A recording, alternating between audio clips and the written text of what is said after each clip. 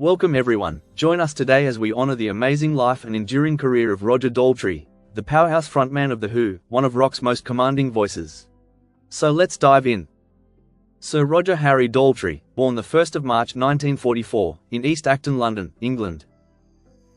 Born in Hammersmith Hospital in London, during the height of World War II, Roger grew up in the tough, working-class neighbourhood of Shepherd's Bush.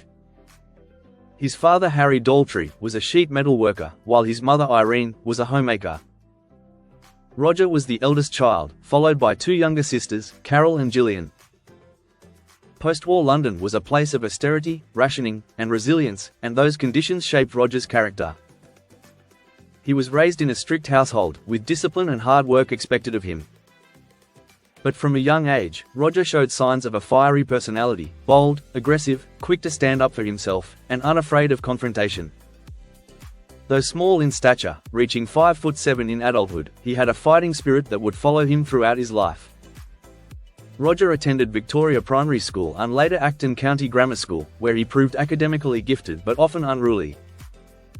At Acton, he became classmates with John Entwistle and Pete Townshend, two boys who would eventually join him in music. Even as a child, Roger had an ear for music and an unusually strong singing voice.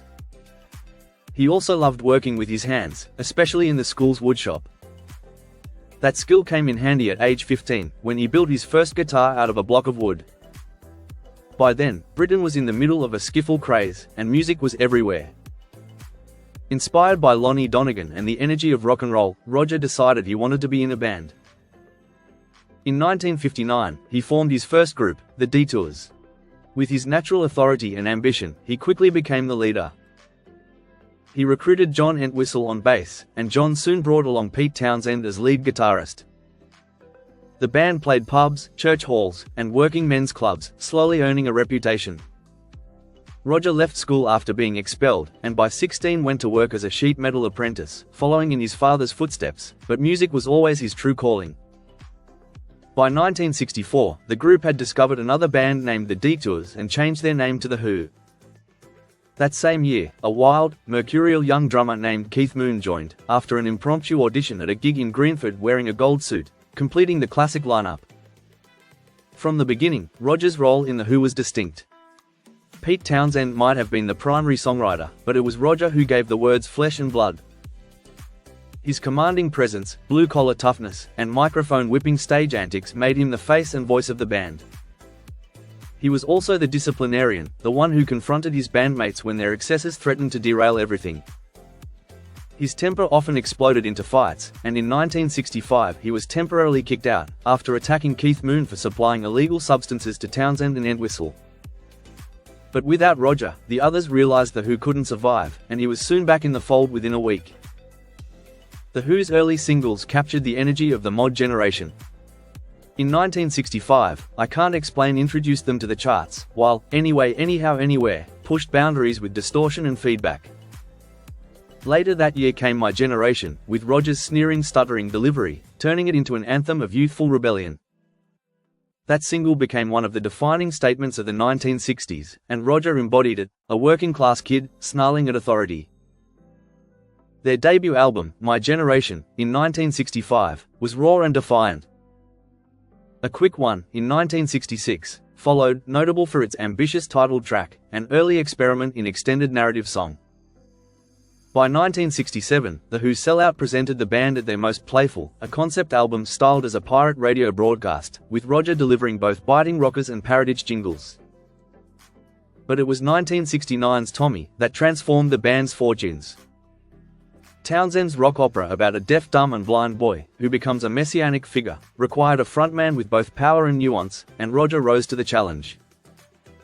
His stage transformation into Tommy, complete with flowing golden curls and a white outfit, cemented his status as a rock icon. Their performance of Tommy at Woodstock that year became legendary, with Roger's vocals soaring over a sea of 500,000 fans. The 1970s brought even greater heights. Live at Leeds, in 1970, captured the raw power of The Who on stage, with Roger's growl in perfect sync with Townshend's slashing guitar. Who's Next, in 1971, delivered some of rock's most enduring anthems, BabaORiley, Behind Blue Eyes, and Won't Get Fooled Again, all of which Roger sang with unmatched conviction. Then came Quadrophenia, in 1973, a sprawling tale of teenage angst and mod identity, with Roger's powerhouse performance on Love Reign Owe standing as one of rock's greatest vocal moments. But success came with turbulence. Roger often clashed with Pete over creative control, and Keith Moon's drug-fueled chaos tested everyone's patience. Roger, who largely avoided heavy drug use, became the tough guy who tried to hold the band together. Still, tragedy was unavoidable. In 1978, just as they were preparing to release Who Are You?, Moon died from an overdose. Roger was devastated, but he soldiered on with the band, bringing in Kenny Jones on drums. Meanwhile, Roger had been developing a solo career. His debut album, Daltrey, in 1973, featured songs written by Leo Sayer and included the hit, Giving It All Away. He followed with Ride a Rockhorse, in 1975, which came with an album cover of Roger painted as a centaur, and One of the Boys, in 1977, which produced the title track written by Steve Gibbons. His 1980 soundtrack album McVicker, based on his starring role in the film about real-life bank robber John McVicker, became one of his most successful solo projects, with hits like Free Me. Through the 1980s, Roger balanced solo work with The Who's increasingly sporadic reunions. Albums like Parting Should Be Painless, in 1984, and Under a Raging Moon, in 1985, kept his solo career moving, with the latter paying tribute to Keith Moon. His solo work never achieved the monumental success of The Who, but it gave him space to experiment with different sounds and collaborators. Roger also developed a notable acting career. He starred in Ken Russell's 1975 film adaptation of Tommy, further cementing his image as the face of the rock opera. He played John McVicker in 1980, appeared in Buddy's Song in 1991, and took roles in various television series and films over the decades, showing versatility far beyond the stage. The Who continued to endure through reunions and tragedy. Their 1982 farewell tour proved premature, as they returned for Live Aid in 1985, a 25th anniversary tour in 1989, and a continuing presence through the 1990s. In 2002, another devastating loss came when bassist John Entwistle died of a heart attack in Las Vegas. Yet Roger and Pete pressed on, determined to honor the band's legacy. The 2000s brought new music with Endless Wire, in 2006, their first new album in 24 years. In 2019, they released Who, another strong late career statement, with Roger still delivering emotionally charged performances. Roger's later solo albums included Can't Wait to See the Movie, in 1987, and Rocks in the Head, in 1992. Beyond albums, he collaborated with a wide array of artists, from singing duets with Chaz Jankel and Paul McCartney, to lending his voice to projects ranging from heavy rock to classical crossover. His versatility kept him active across genres and generations. Philanthropy became a defining part of his later years. Roger has been the driving force behind the Teenage Cancer Trust since 2000, organizing annual benefit concerts at the Royal Albert Hall featuring major acts. His tireless commitment has raised millions for young cancer patients and earned him immense respect beyond the music world. Roger's personal life has been eventful. He married Jacqueline Rickman in 1964, and they had a son Simon, but the marriage was short-lived. In 1968, he married UK model Heather Taylor, who supposedly was the subject of the Jimi Hendrix song Foxy Lady. Heather has been his long-term partner for decades, and together they have 3 children, Rosie Lee, Willow Amber and Jamie. Roger has 5 more children, including son Matthias from other relationships, making him a father of 8.